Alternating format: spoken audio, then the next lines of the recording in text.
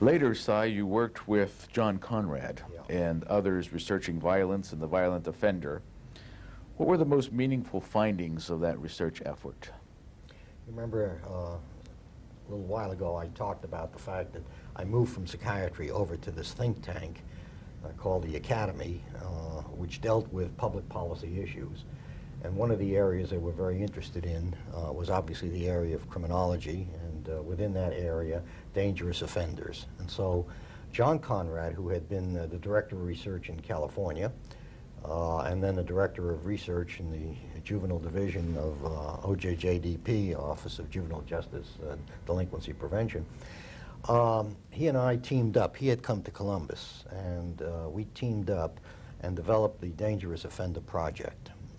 That project yielded 6 books and a variety of interests. You asked about the most important. Well, let me just mention that we were supported by the Lilly Endowment. We're very interested in dangerous offenders because of certain things that happened in Indianapolis. They had some dreadful events there, and so they decided to support it. And then the National Institute of Justice supported it to some extent. Now, we had different studies during that time. We began with a study on the history of dangerousness, the meaningfulness of dangerousness, what it meant in different epochs. And we had a historian, Isabel Rennie, who did that book for us on the dangerous offender in a historical context. She called it The Search for Criminal Man, and traced it as far back as they were searching for criminal man. I would say, truthfully, that I think that's the single best book in theoretical criminology in the sense of its reviewing of the pertinent literature for the last, I don't know, 1,000 years or thereabouts. The second book that we had, the second study that we had, was done by Linda Sleffel, and what she did was research the question of dangerousness in the law. What the law said about dangerousness, what different states said about dangerousness, what had been the evolution of dangerousness. And so, in effect, we put out a volume called The Law and the Dangerous Offender, which was very important to us because we were searching for certain kinds of things, and we needed the background, both in terms of the theoretical notion of dangerousness and the legal conception of dangerousness, cross-culturally and in the United States. And then the other studies were empirical studies, not that those weren't, but those were essentially library and legal studies researchers. What we did was we started a series of studies, first on the juvenile offenders. We had well over 1,500 juvenile offenders who would come into the Franklin County, Ohio criminal courts, Columbus area.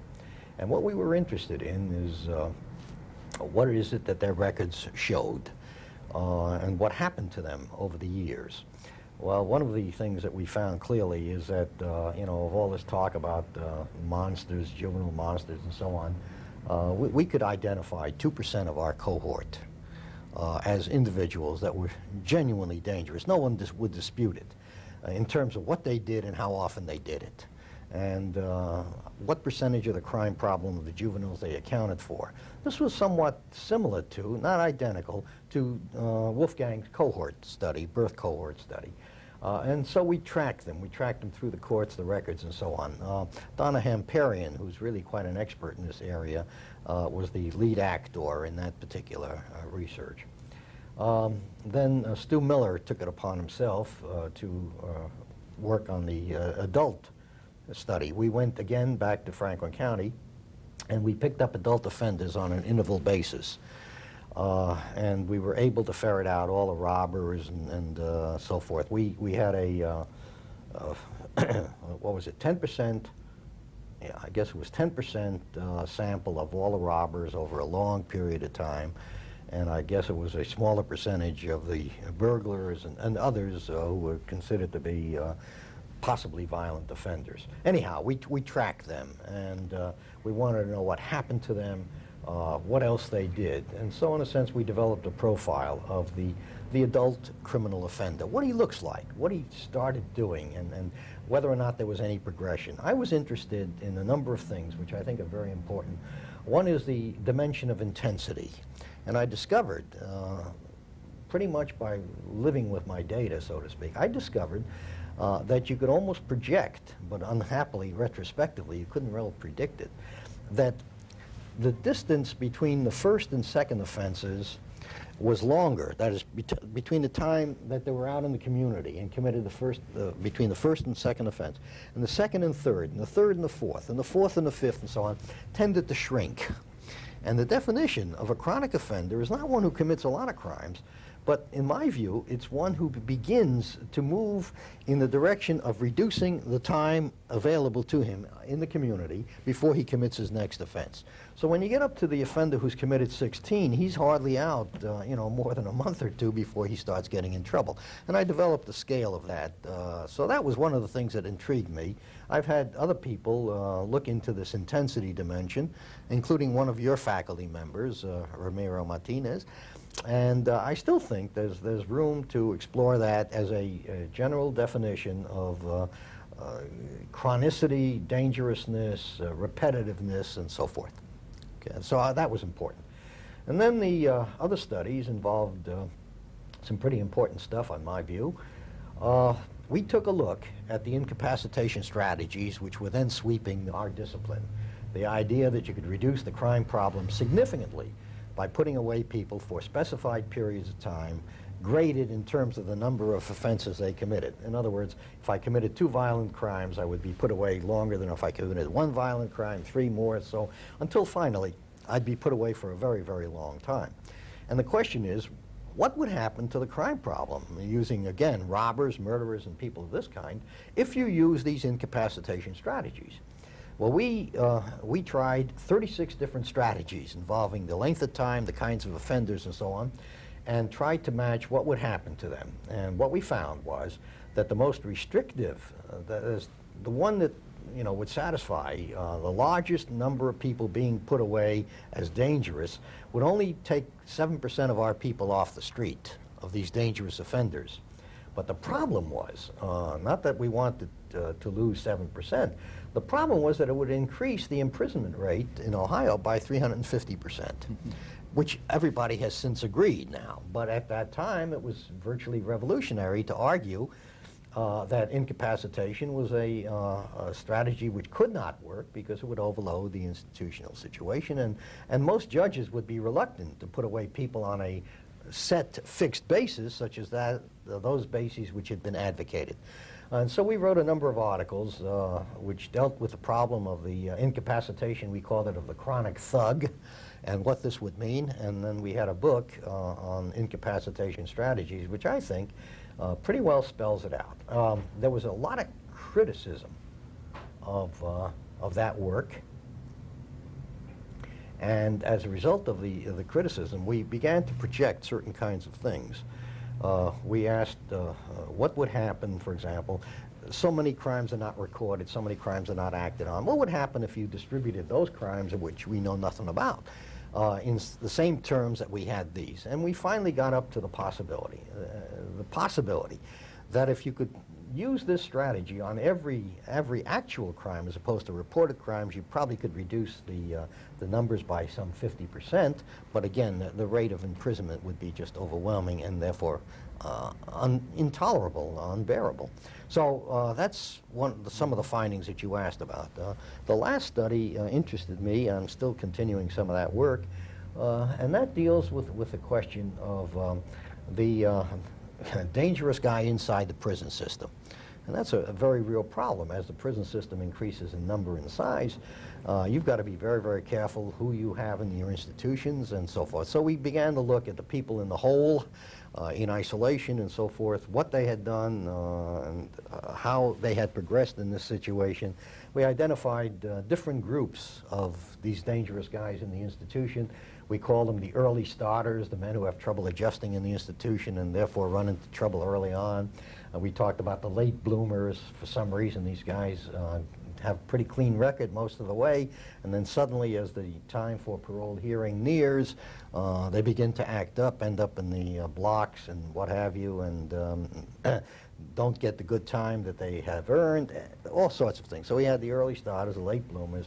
Then we had these intermittents where some event triggered their getting into difficulty, stabbing a guy or some such thing in the institution.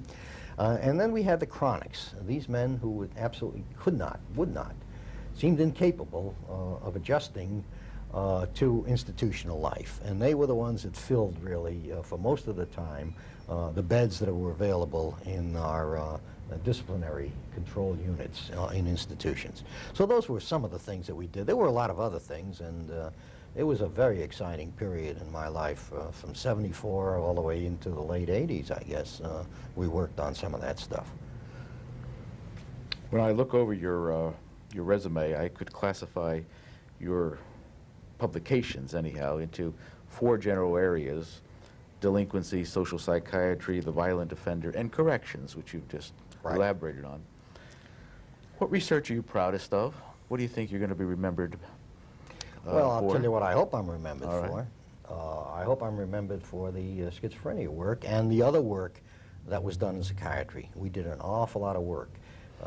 We did comparative studies of the one that's really intriguing, women patients going out into the community, and we went to their neighbors 10 house doors away, and we tried to compare them to see what the differences really were between a woman who was impaired and her neighbor 10 doors away in terms of such simple things as how she functioned at home, was she able to take care of the kids, drive the car, go to the grocery, and this and that. And we had a lot of follow-up studies of that kind. So we did a lot of stuff that I think is well known in the psychiatric literature, but not very well known in criminology. I would say that was clearly the #1 stuff. And I think the stuff I did with Requus on the good boy, bad boy stuff, and on self-concept is going to have some merit for years to come. I think mainly it's sort of an intriguing topic, and it was really a first, and in that sense, I think it has a panache, if you will, that a lot of the other stuff doesn't have. When I meet people, that's generally what they tell me. You were involved, were I right in the good boy, bad boy? Yes, I was. So that I would say that would do it. Also, in looking over your resume, I've counted your name on as author, co-author, editor on some 16 books and about 140, 150 articles, chapters. What does it take to be so prolific? What are your writing habits and techniques? I'm not sure what I do. I generally respond in writing to the needs. I mean, when the data is accumulated and the work is done, then I sit down and write it. I've thought about it a great, before I sit down and write. But I always felt that it's an obligation, if you're going to do some work, to get the articles out so that the people in the field can share what it is that you had, sometimes successfully, sometimes otherwise. So I felt essentially a moral obligation to report our stuff. And I guess that was it. That was what was driving me to get it out. And most of my writing, I never had any quarters off or time off. I did it as part of my general duties. And I'd sit in my office, and students would be at the door, sometimes wanting to come in, sometimes not, just looking at me. And I would write. I think you can remember that. So that's the answer to that question. It's probably not very satisfying, but it is the answer. It's not satisfying to a young scholar who's looking for a technique, looking for a magic bullet there. But anyhow, you've won more awards than I can possibly list in the limited amount of time we have here. And these include Outstanding Contribution Awards from the American Psychiatric Association, the American Society of Criminology, the Academy of Criminal Justice Sciences. You've been named one of 25 outstanding professors in the United States. You've won the Ohio State University's Distinguished Teaching Award, its Distinguished Research Award, its Distinguished Service Award. And I could go on, by the way, because that's not the entire list. What are you doing right, and what are you proudest of all that? Well, I started in this business to be a teacher. I didn't know much about research when I hooked up with Clenard originally as a student. I think what I did right is I brought an unflagging enthusiasm for my subject. And I think I successfully was able to communicate that. To this day, when I go in class, it's as though an actor goes on the stage. It's not that I'm acting. I mean, it's genuine, but I somehow have this capacity to be enthusiastic enough about my subject to come, I never came unprepared. I was systematic. I did all of the things that they say in the textbooks, but I did more than that, in the sense that I was always informal, and I still am. And I'm interested in their absorbing the material. I work at it. If I see any one back there who seems quizzical about anything or whose interest is flagging, I try to direct my attention at that. And so I was unusually successful. The hardest part of my career, really, was all those years when I worked in a large auditorium. You may remember that, with a microphone. I had as many as 750 students in a class, quarter after quarter, at least 3 quarters a year. And that is very, very hard work. You know, and particularly during the student revolt years, where students would clang the doors going out more than they clang them coming in. To hold the attention of a group like that is no soft touch. And so I developed some skills. I hopefully think it's humor. They may not. But I think I brought something to that subject matter which kept it alive and fresh. And besides, I was lucky. The subject matter we have is very, very hard to make uninteresting. I mean, you'd have to be a master magician to ruin our material. And in that sense, I was very fortunate. And then, of course, as far as the research and the service, in terms of research, you've already asked me, and I've already responded. I had a great many opportunities that don't come to very many people, either at Ohio State or anywhere else. And as far as the service, I tied in early with the Department of Mental Health, and then later with, well, concurrently with the Department of Corrections.